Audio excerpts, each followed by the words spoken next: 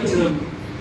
మొదటి దినవృత్తాంతంలో 29:15 అతిథులు అంటే అతిథి అంటే గెస్ట్ వచ్చిన వాడి ఇంటికి వచ్చేవాడు.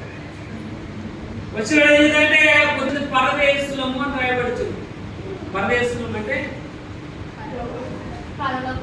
ట్రావెల్ చేస్తున్న వాళ్ళు ఈ భూమి మీద మన ఏ రకమైన సంబంధం అంటే ఈ దేశం మనకు సంబంధించిన వాళ్ళు కాదు.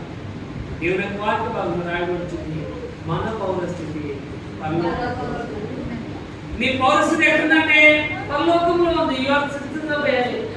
పరలోకంలోకి సంబంధించిన దాని కనుక భూమి మీద నీ యొక్క జీవితము నీడవలే అస్థిరమైనది రాయబడుతుంది.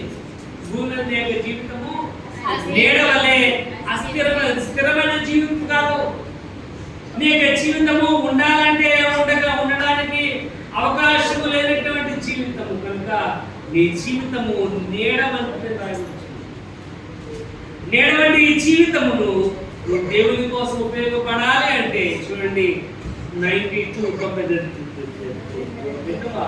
కీర్తన 92వ కీర్తన 13వ వచనం చదువు. 92:13 మాత్రమే స్థిరమైన జీవితం కలిగిన వాడు, భూమి మీద స్థిరమైన జీవితం కలిగిన వాడు ఎవ్వడు కూడా లేడు.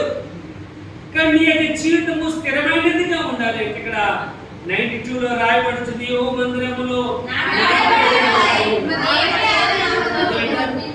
మందిరములో నాటబడిన వారు. ఎలా నాటబడ్డ వారు ఉండాలంటే ప్రవచనం రాయబడుతుంది లెబనోను మీద వారు లెబనోను పర్వతం మీద దేవదారు వృక్షం. ఈ దేవదారు వృక్షం ఏమో ఎంత బాగా పెరుగుతుందో దాని వేరు కూడా భూమిలోకి అంత బలంగా ఎంతగా అయితే పెరుగుతుందో భూమిలో కూడా అంత లోతుగా పెరుగుతుంది. కనుక నీ యొక్క జీవితము దేవుని యొక్క మందిరములో స్థిరమైన జీవితం కలిగిన రాయబడుతుంది నాటబడిన వారే ఉండాలి. నాటబడిన వారు ఇక్కడ మన బొబ్బాస్గా